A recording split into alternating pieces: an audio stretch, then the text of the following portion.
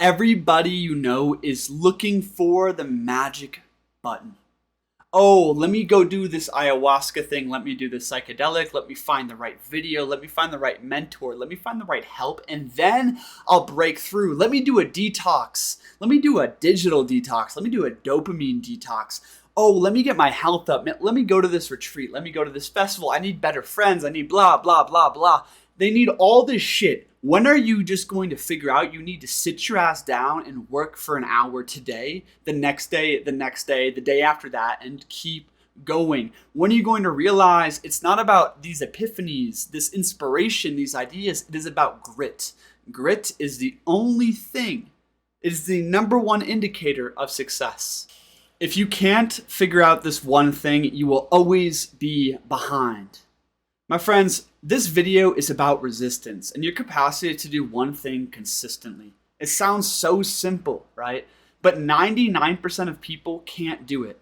I have friends, I have clients, I have acquaintances that have big dreams that say, I want to start a YouTube channel. I want to start a business. I want to work on this thing. I want to develop my music craft. I want to do something, and then to do it for a day. Maybe they don't even do it for a day, or they get a couple hours in or something, and then where are they? I want to start this video with a David Goggins quote.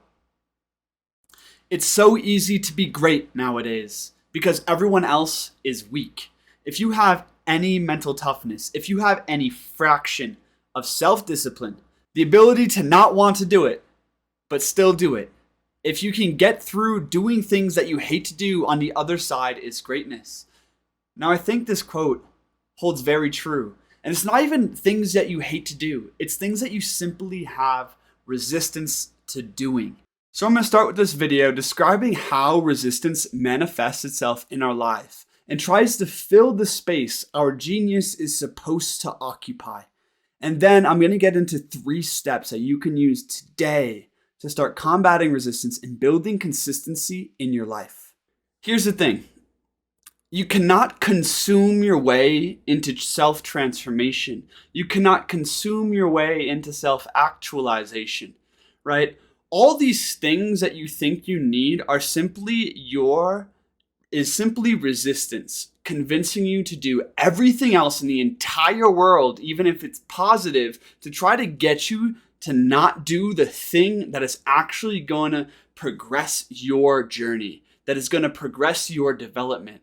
I started this video off with a rant, and that's because I'm very passionate about this subject. In the sense, I know so many people who are constantly lost in their healing journey, in their trauma, in the things that they think they need to do, and all the detoxes they think they need to have, and the therapy, and it's all beautiful. But my friends, if you don't chop wood and carry water on a daily basis, if you don't till your garden, nothing good is going to grow there. Like getting into writing, so hard, so difficult. It took so much time to develop a system, to learn about myself and how I best create and when I best create and how to do it and how to be consistent.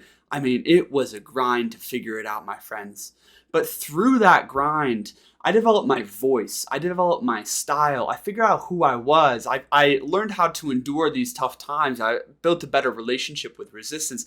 I became more and more unique, more and more individualized. And from this new vantage point I could see more of my dharma, or where I'm supposed to go in this life, what is best for me, unfold. And most people never put in the consistent work it takes to get to a new vantage point, to actually reach a new evolution or transformation in life.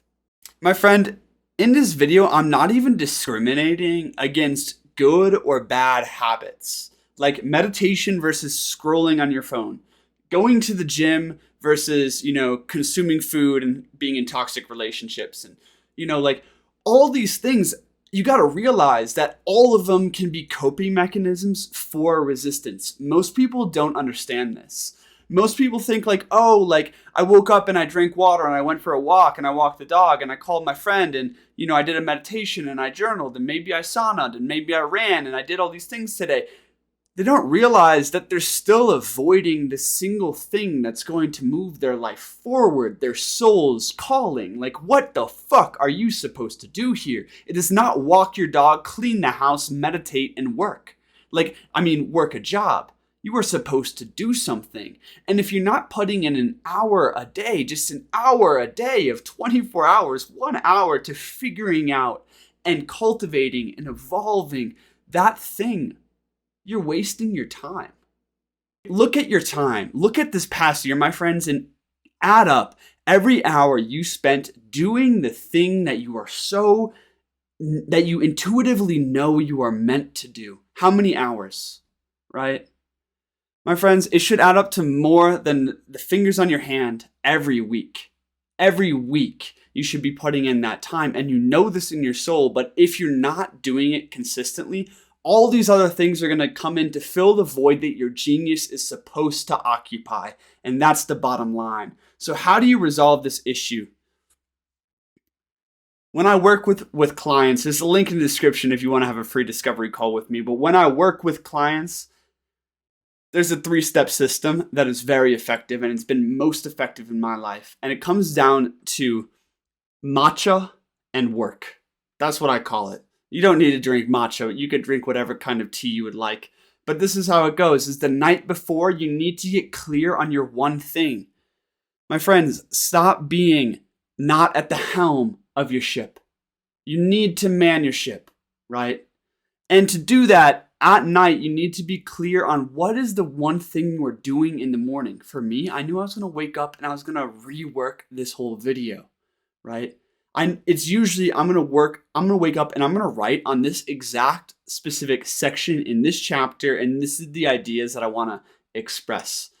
There needs to be absolute clarity. Write it down, what you're going to do in the morning. What's your one thing? When you wake up, you need to make your life so simple. So simple, my friends. You need to eliminate the things that are occupying the space your genius is supposed to express through. Right? So when you wake up, you get sunlight and you drink water. That's step 2. Step 2, sunlight and water. Right? It's so simple. You don't need to do all the crazy workouts and, morning routines. The most effective morning routine is that which gears you up to do what you are meant to do. Like the meditation, the journaling, isn't that supposed to gear you up to do the thing? Right? Sunlight, drink water. I take a little lap around my porch and backyard here. Just kind of gear up, open up to the day. I sit my ass down and I work. And I work for an hour before breakfast, before any call, before my phone, before anything in the entire world. I work for an hour. And this morning routine has changed my entire life, right? Because that first hour, sometimes for many years there, I never even got to it.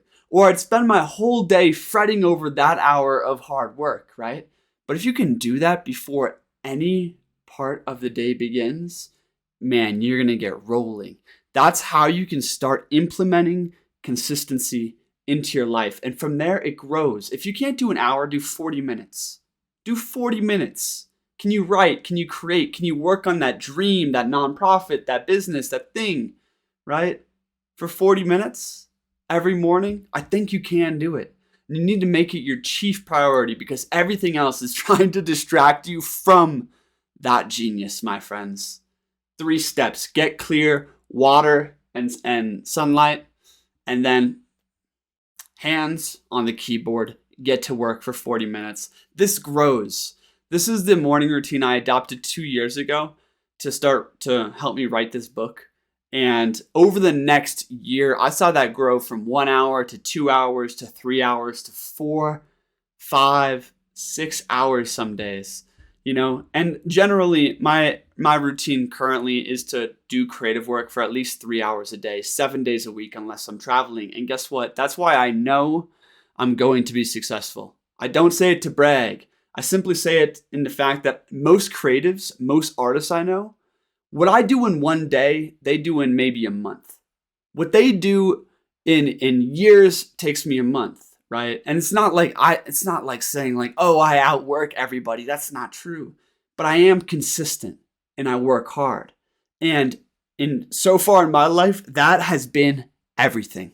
That is a thing that leads you to whole new vantage points, whole new levels of success. Is can you do it consistently, my friends? Find your thing, take those 3 steps, kick some ass. This is Wisdom Warriors. I'm Christian. Subscribe for more videos like this and let me know your thoughts and your routine. Link in the description. Again, it's a journey, it's a development. There's no perfect formula. One size fits all, but find your formula. Peace.